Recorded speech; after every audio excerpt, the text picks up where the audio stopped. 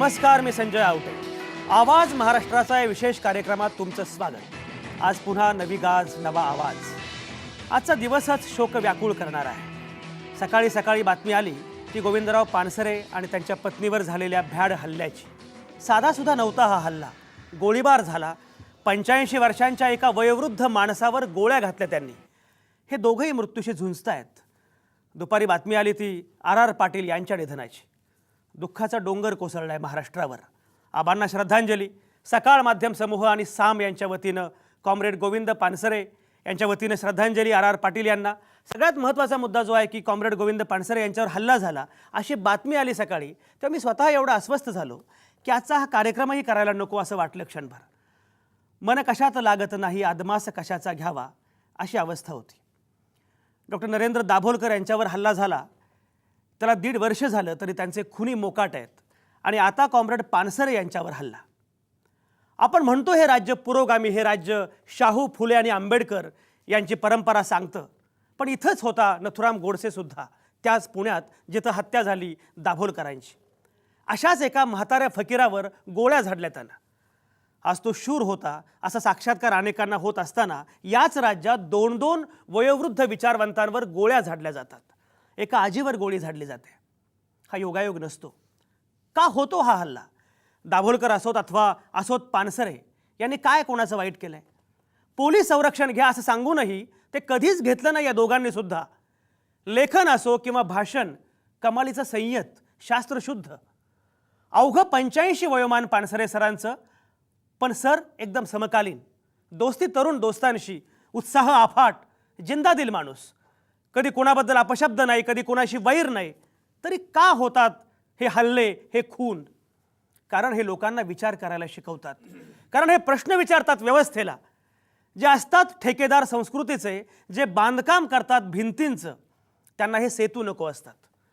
धर्मनिरपेक्षता हा शब्द इथल्या राज्यघटनेत नको असं एखादा खासदार म्हणतो. रामजादे हरामजादे अशी भाषा इथं सुरू होते. एखादा साक्षी महाराज बेताल विधानं करतो. धर्माच्या आधारावर एखादा अकबरुद्दीन ओवेसी भडक भाषणं करतो. तेव्हा त्याचा अर्थ स्पष्ट असतो, या देशातली सहिष्णुता धोक्यात आली आहे. आयडिया ऑफ इंडिया आपल्याला समजलीच नाही आहे. राज्यघटना समजलेली नाही आहे. कॉम्रेड पानसरेंची चूक काय? त्यांनी रयतेचा राजा मानलं शिवाजीला. असं केलं की मग अनेकांचं दुकानच बंद होतं. आम्हाला तर शिवाजीचा वापर करायचा असतो धार्मिक दुहीसाठी. मग असा शिवाजी कसा चालेल जो रयतेचा आहे? मग जे असा विचार करतात त्यांनाच घाला गोळ्या. म्हणजे असा विचार करण्याची अथवा केला तरी तो व्यक्त करण्याची हिम्मत नाही करणार कोणी. हा हल्ला असतो सहिष्णुतेवर. हा हल्ला असतो विवेकावर.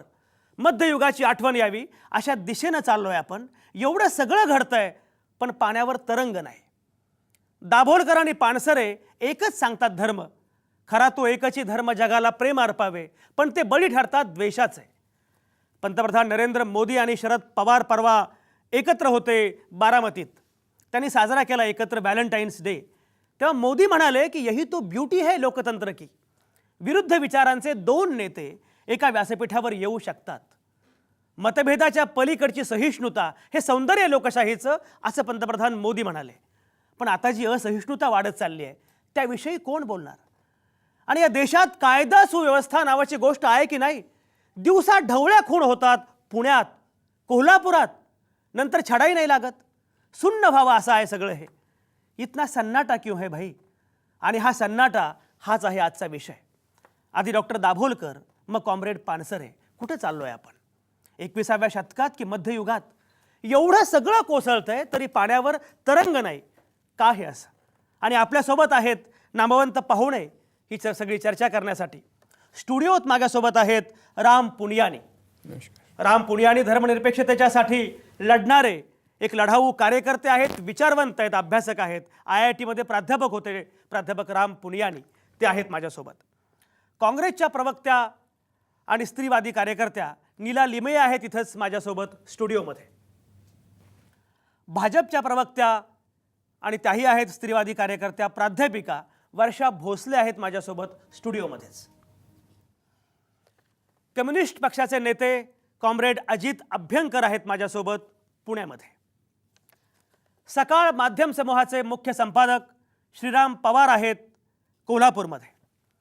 त्याचप्रमाणे डॉक्टर हमीद दाभोलकर, नरेंद्र दाभोलकरांचे चिरंजीव आणि आता समाजवादी आणि सगळ्याच परिवर्तनवादी चळवळीमध्ये आघाडीवर असणारे डॉक्टर हमीद दाभोलकर तेही असणार आहेत आपल्यासोबत. पण ते आज रिंगण नाट्यासाठी दिल्लीत गेलेले आहेत आणि दिल्लीमधून फोनवर ते आपल्याशी बोलणार आहेत. या सगळ्या नामवंतांच्या अनुषंगानं आपण सुरू करणार आहोत ही चर्चा. इतना सन्नाटा क्यों है भाई? इतकी शांतता आहे, एवढं सगळं घडतंय तरी पाण्यावर तरंग नाही. मुळात हे घडतं का? हे टाळता येणं शक्य आहे का? कुठली आहेत आव्हानं आणि काय करायला हवं? राम पुनियानींकडे मला पहिल्यांदा जायचं आहे. राम पुनियानी, सकाळपासून एक अस्वस्थता मनामध्ये आहे.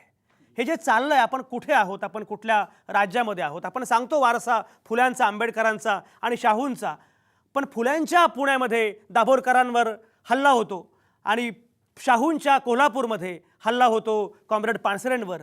हे का घडतं? काय आव्हान आहेत? काय म्हणणं आहे तुमचं? देखिए, ये महाराष्ट्र में जहाँ एक तरफ प्रगतिशील परंपरा बहुत विकसित हुई है, उसी के साथ यहाँ दूसरी परंपरा भी बहुत आगे चली है, जिसने धर्म के नाम पे राजनीति की, और उसी प्रवाह में से नाथूराम गोडसे जैसे लोग आए.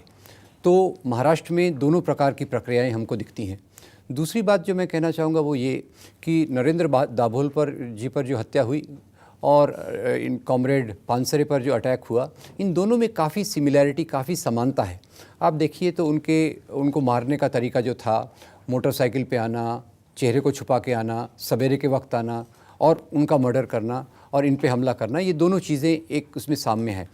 तीसरी बात आप देखिए कि डॉक्टर दाभोलकर जो थे वो अंधश्रद्धा निर्मूलन के खिलाफ काम कर रहे थे. उनका मुख्य काम था कि समाज में रैशनल थिंकिंग, तार्किक सोच बढ़े और जो बुआबाजी है, दूसरी चीज़ें हैं, उनके विरोध में कानून आए. तो इससे जिनको तकलीफ़ थी, जो प्रतिक्रियावादी ताकतें हैं, जो धर्म के नाम पे लेके राजनीति और एक प्रकार का कल्चर, एक प्रकार की संस्कृति को बढ़ावा देना चाहते हैं, उन लोगों ने हमेशा डॉक्टर दाभोलकर का विरोध किया और उनके खिलाफ उनको धमकी के लेटर्स भी दिए, और ये एक प्रक्रिया है. दूसरी तरफ हम देखें डॉक्टर गोविंद पानसरे का जो सबसे बड़ा योगदान है, एक तरफ तो वो आम जनता के संघर्ष के साथ जुड़े रहे, उनके आंदोलन का नेतृत्व किया, और दूसरी एक महत्वपूर्ण बात देखिए, इन्हीं डॉक्टर कॉमरेड पानसरे ने एक तरफ शाहू महाराज पे किताब लिखी और दूसरी तरफ उन्होंने शिवाजी पे जो किताब लिखी, शिवाजी कौन होता, वो अपने आप में शिवाजी की उस परंपरा को हमको याद दिलाती है जो महाराष्ट्र के बहुत सारी जगहों पर लोग आज जिसका सम्मान करते हैं, जिसके आदर में लोग आगे जाते हैं. और दूसरी जो परंपरा है, शिवाजी को एक मुस्लिम विरोधी राजा जो हिंदुओं के लिए काम करता था, वो परंपरा के लोगों के लिए इस प्रकार की परंपरा को स्वीकृति बिल्कुल नहीं है. तो ये केवल कॉमरेड पानसरे पे जो हमला है, मेरे ख्याल से ये दो परंपराओं का एक संघर्ष है. एक वो परंपरा जो तार्किक सोच चाहती है, जो इस प्रकार के धर्मनिरपेक्षता के आधार पे इतिहास को देखना चाहती है, जो ये देखना चाहती है कि शिवाजी केवल एक राजा थे, पर वो ऐसे राजा थे जो अपने किसानों की समस्याओं का ख्याल रखते थे. उनकी सेना में हिंदू भी थे, मुसलमान भी थे, उनके प्रशासन में हिंदू भी थे, मुसलमान भी थे. ये जो उनकी विचारधारा गोविंद पानसरे जी ने इतने महत्वपूर्ण तरीके से फैलाई, ये कुछ लोगों को स्वीकार्य नहीं है. वो लोग ही इस प्रकार के नाटक बनाते हैं जिसमें शिवाजी को एक केवल हिंदू के रूप में दिखाया जाता है. तो ये एक प्रकार की राजनीति का भाग है, और मैं मानता हूँ कि ये धर्म के नाम पर चलने वाली राजनीति का धर्मनिरपेक्ष राजनीति पर एक हमला है. तो ये केवल कॉमरेड पानसरे का जो अटैक हुआ है, ये एक राजनीतिक मामला है और उसको उस नज़रिए से देखा जाना चाहिए. अतिशय महत्त्वाचा मुद्दा राम पुनियानी आहे की हा एका व्यक्तीवरचा केवळ हल्ला नाही, विचारांवरचा हल्ला आहे.